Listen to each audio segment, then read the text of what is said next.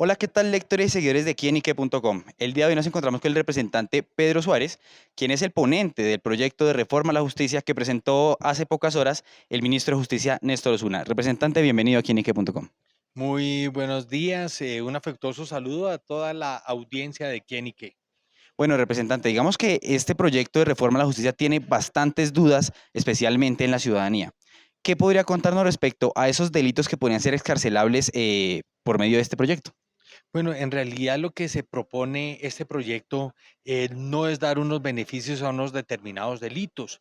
Lo que se propone es humanizar la aplicación de la pena privativa de la libertad y en ese sentido, pues dependerá más que del tipo de conducta punible, del comportamiento del sujeto que ha sido sometido a una sanción penal. ¿Eso qué quiere decir? O sea, ¿qué personas podrían someterse a este programa?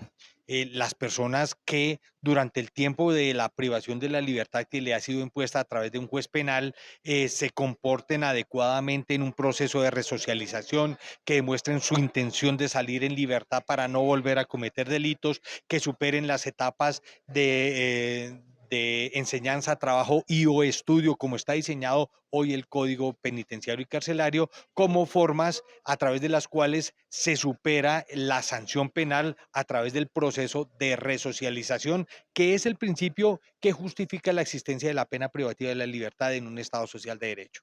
Digamos que además de ese comportamiento también tiene que ver un poco el tipo de delito, ¿no? Entiendo que delitos violentos, por ejemplo, hurto con violencia, no podrían aplicar ese programa, ¿cierto? Ah, sí, por supuesto, hay unos comportamientos que nos permiten o a los jueces les permitirá inferir que la persona no es un sujeto que pueda dar la seguridad de que no volverá a lesionar bienes jurídicos de los ciudadanos. Esos delitos más graves que ponen en contexto a un juez de la República en el sentido de que puede representar verdaderamente un peligro para seguir en cuanto que puede cometer nuevamente delitos de agresión o lesiones a bienes jurídicos de los demás, esas personas estarán excluidas. Pero más que el propio delito es el comportamiento de estas personas lo que impedirá que se le apliquen los beneficios. Hay otro tema que puede generar también un poco de escándalo en la ciudadanía y es que hay un delito, el delito de incesto, que será eliminado del Código Penal. Sin embargo, eso también está generando confusiones. ¿Qué es el incesto y por qué no pondría en riesgo, por ejemplo, a las personas víctimas de abuso sexual?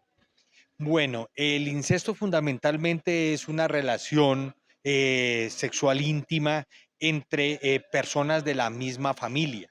Esto no tiene, digamos, desde el punto de vista de la resolución del conflicto social, ninguna justificación que esté en el Código Penal cuando se trata de una relación consentida entre personas a las que se les reconoce su capacidad de entregar su voluntad libremente. Esto es, personas mayores de 14 años. Cuando se trata de delitos contra menores de edad, esto implicaría en una relación incestuosa, implicaría que se está cometiendo otro tipo de conductas que ya están en el Código Penal.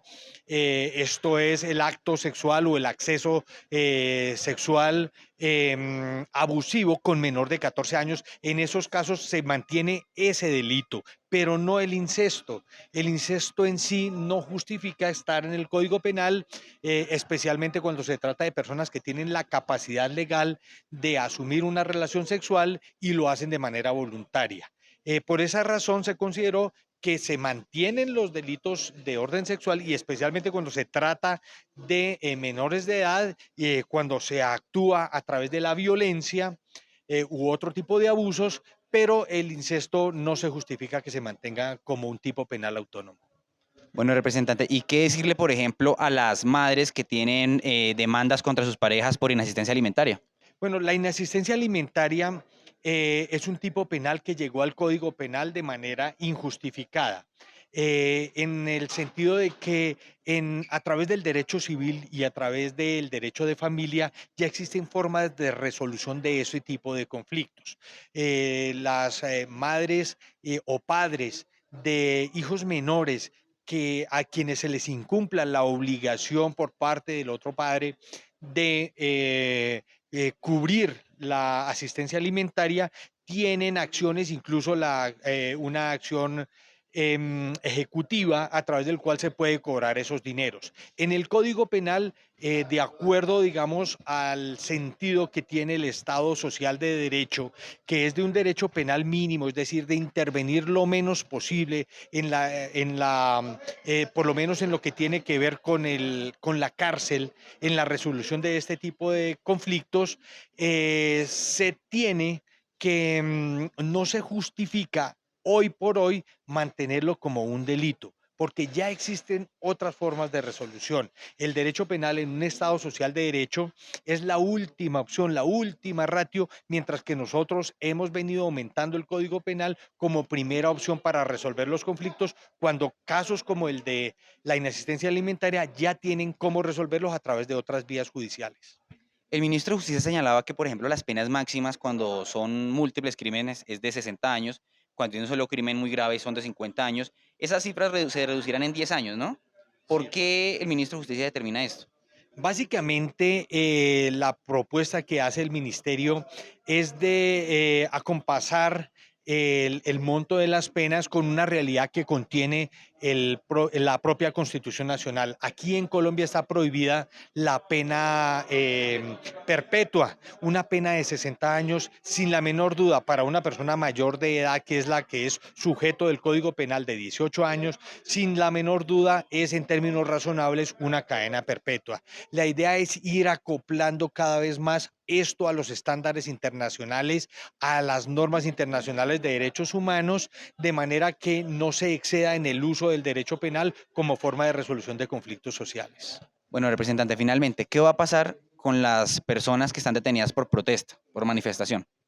Bien, en el tema de, de los manifestantes y que fundamentalmente nos remite al ejercicio del derecho fundamental a la protesta, tenemos que esta reforma plantea que no es posible, y de acuerdo a criterios jurisprudenciales y en normas internacionales de derechos humanos, no es posible que se imputen a quienes han cometido algún tipo de conducta punible en el marco del ejercicio del derecho fundamental a la protesta, delitos como el terrorismo o el concierto para delinquir, toda vez que por la naturaleza de estos delitos no se compadecen con el exceso en el ejercicio de una actividad legal y legítima como la de la protesta.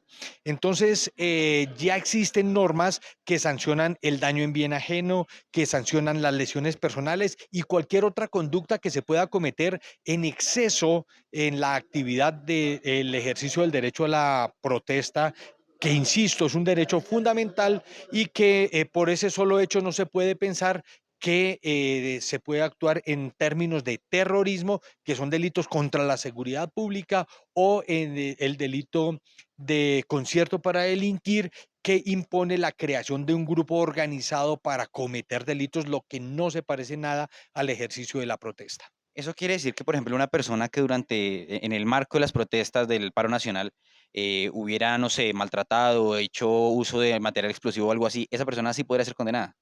Claro, efectivamente puede ser condenada por los delitos puntuales que están consagrados en el Código Penal de acuerdo a la específica conducta que realizó, pero no se puede considerar que se actuó con la intención de causar terror o zozobra, que son elementos normativos del delito de terrorismo, o que se realizó con la intención de crear toda una estructura criminal, como en el caso del concierto para delinquir. Representante, muchas gracias por su tiempo. Bueno, muchas gracias a usted y reiteramos el saludo para toda la audiencia de Quién y Qué.